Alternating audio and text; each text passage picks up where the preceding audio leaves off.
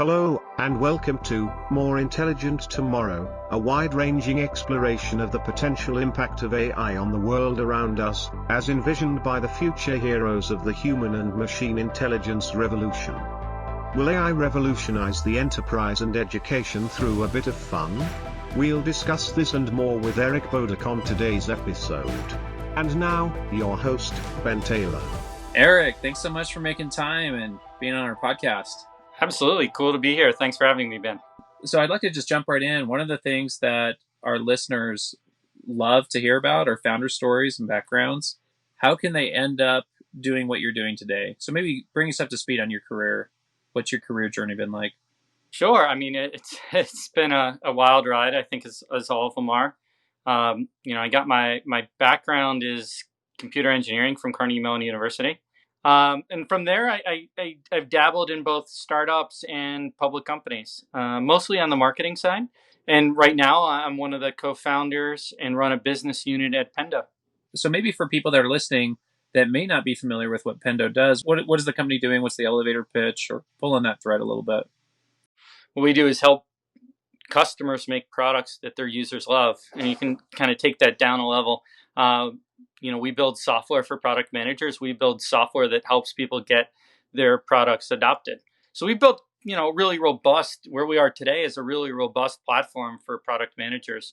Everything from, usage analytics and insight to in-app messaging and guidance to feedback to roadmap. And I'm actually launching a new product for the company that takes what we can do on guidance and extends it to our end users.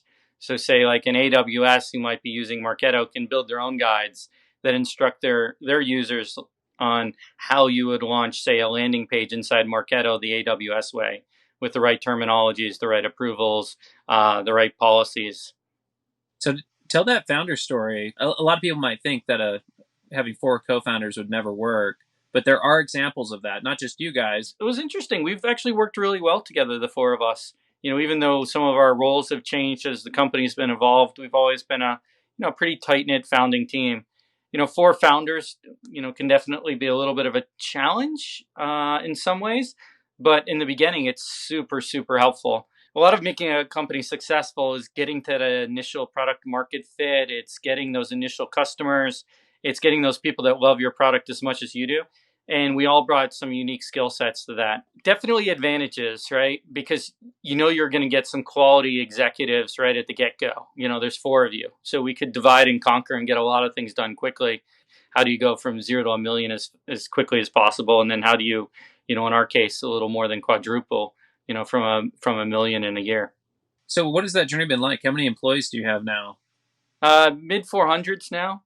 More than doubling your company in a very short period of time was tough, especially to maintain that culture. You always think about how important culture is and a shared vision and strong core values. And when it's really important is during those periods of, rapid change, whether for the positive or the negative. But having that kind of, strong foundation becomes essential in enabling you to grow in the right way. One of the things I want to pull on and bring up is most companies fail when it comes to using artificial intelligence. So if I randomly pick a company that has artificial intelligence ambitions, their projects don't go into production. What's your first reaction to that if I tell you that a lot of companies fail to have AI provide value for them? How do you react to that statement? I mean, it's not shocking.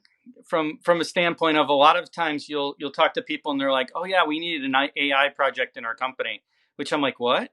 Like, it doesn't fundamentally make sense to me. Where, take the trial conversions issue. Is like, we really want to improve trial conversions. I'm like, great, I can grasp that. I know what the outcome is, right? And then I can figure out what technologies can be applied to doing that.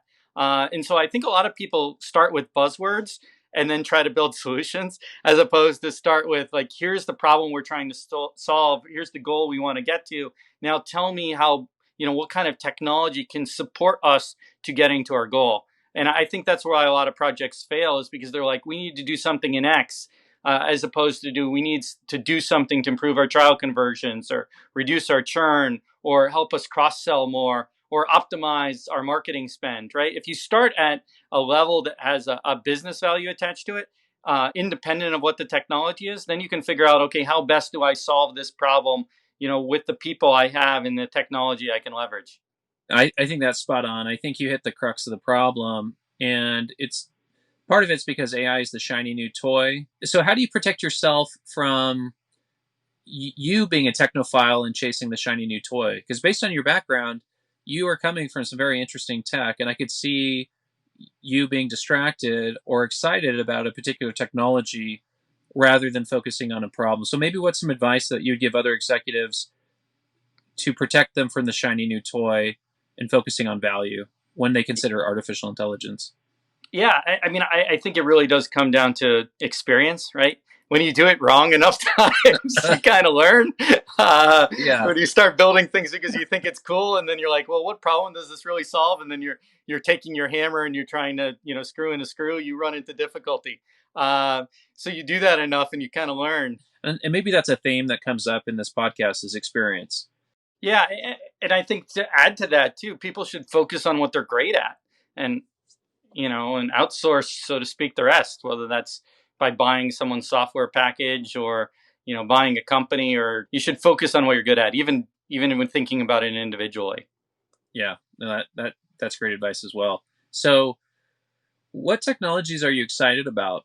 I think what's happening in the whole artificial intelligence space, especially in and around machine learning, is really, interesting. And I think, you know, the technologies there can be applied to help solve a lot of interesting problems. How can we use data scientists, machine learning, to solve fundamental business problems? So some of those technologies are really exciting to me. If I start looking, outside of that, I bought an Oculus a little while back, right? So that's like my newest, like, it's really cool because I can put that in and I feel like I'm in a different spot. I'm in a different world. It really is immersive. I do think the whole AR, VR space is going to be really interesting in the future.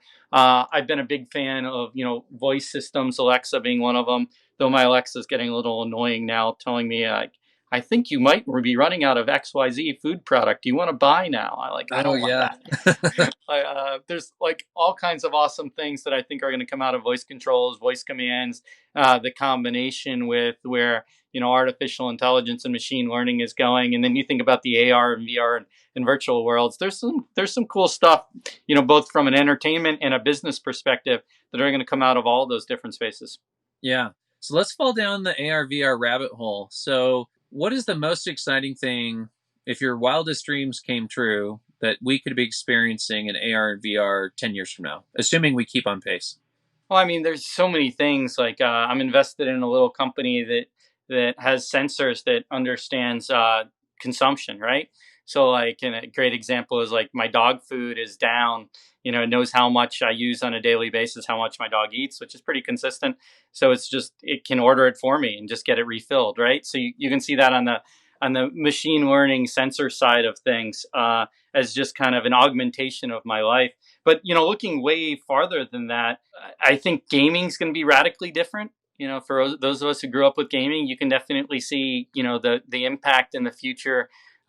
Things like hand tracking and the Oculus Quest are going to have, where you can feel like you're actually in the game itself. That's going to be cool. You can see that applied to business situations, even remote work. Right. One of the biggest struggles we have now in working from home is kind of those remote whiteboarding sessions. I could definitely see that completely, environments or technologies like that, having shared workspaces that show up at each person's location where you could whiteboard together is kind of a cool concept. And, that's probably not even 10 years from now. And that's probably a couple, so I it's hard to say going out 10 years. I mean, things could be, I would paint a vision that would be radically different. But, even just going out a couple years from now, I think, the way we work is going to be changed radically. The way we entertain ourselves is going to be changed a ton. An interesting idea, I was thinking about this and talking with someone the other day, is like you start looking at all the different industries and you start thinking, well, if software is eating the world or maybe tech's eating the world, and it's starting to become verticalized in these different industries, does it end up being that the companies that do the best job of building and adopting technologies in specific industries are going to be the winners, right? Is like the pizza company that does the best job with things like mobile ordering and all that kind of stuff end up becoming the winner in the pizza industry. And I think we might have seen a little bit of that specifically in pizza. One question I wanted to ask you while you were talking was, do you think the gamification that we see in AR and VR could influence the real world? Think of something like education. Yeah, absolutely. I mean, I was talking with Raul from Superhuman just with the idea of getting gamification into B2B products and how game design can have impact on B2B. I do think we're going to see more of that kind of stuff. Like, how do we make people's jobs fun, more fun, right? How do we make using, and getting things done using software more fun? How do we make education more fun is definitely part of that. And I can see a world, where education is more fun. Learning things is more fun, and I think a lot of tech companies are pushing the envelope there. And I think some of the happy outcomes out of things like the pandemic we're forced to go through is a lot of increased investment in these types of areas. So, how do you think AI could help with this immersive experience with VR? Is it going to predict your emotions? Is it going to read your brain waves? How is AI going to take VR to the next level? well, I mean, I think the emotional thing is definitely something that's there. That I think would be interesting. You could think about that like with the fitness classes, right? I was playing around with the boxing one on the Oculus.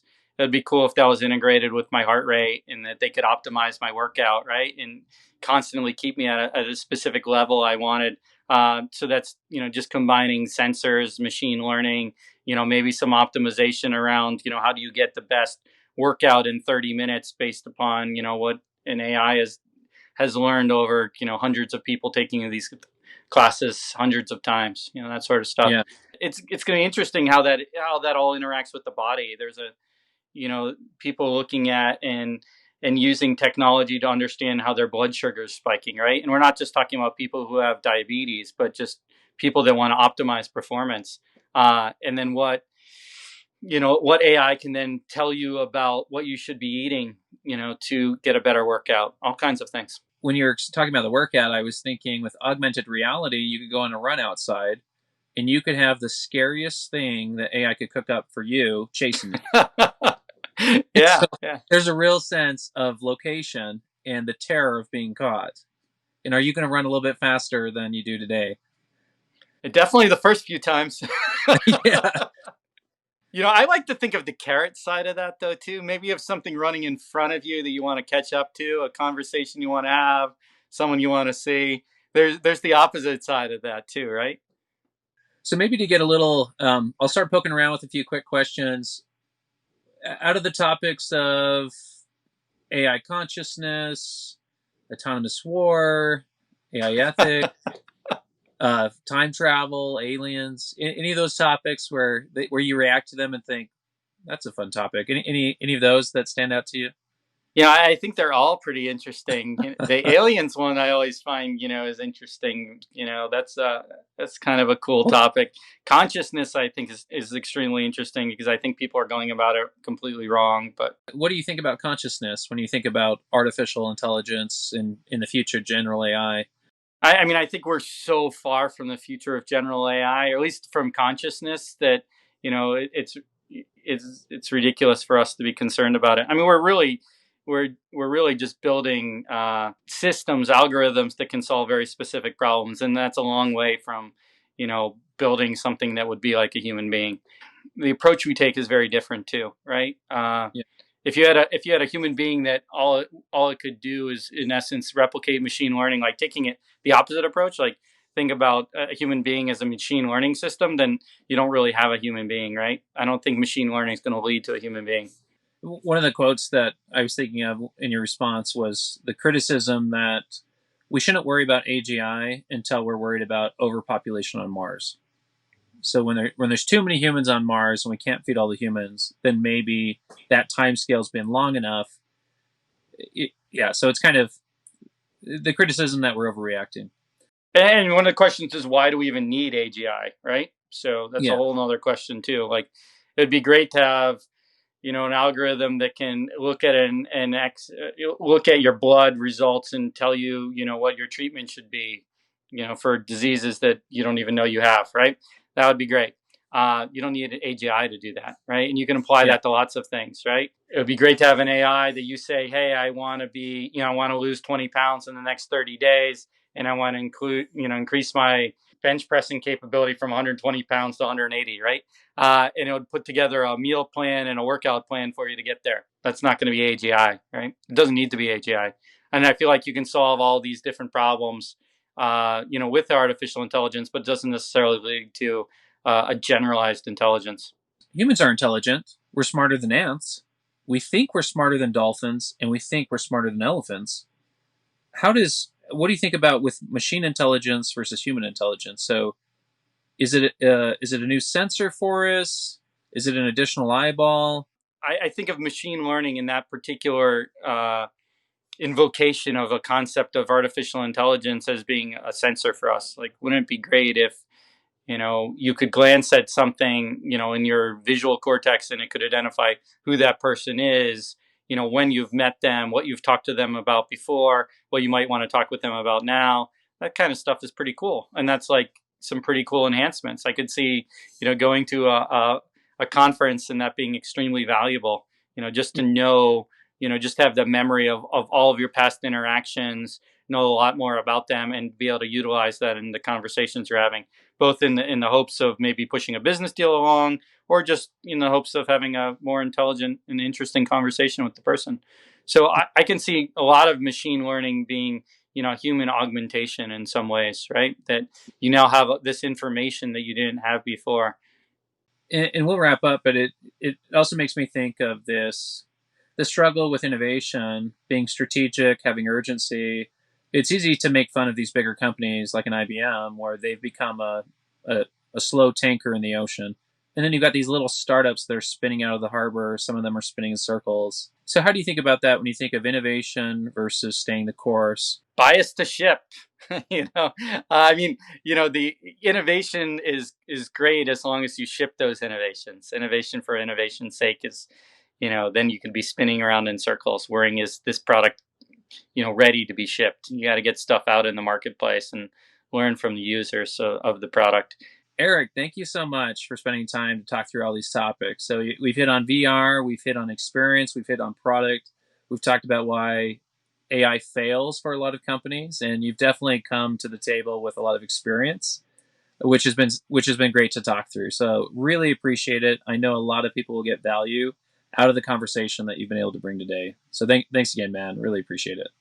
Hey, Ben, thanks for having me here. I love these kind of conversations. Glad to do it anytime.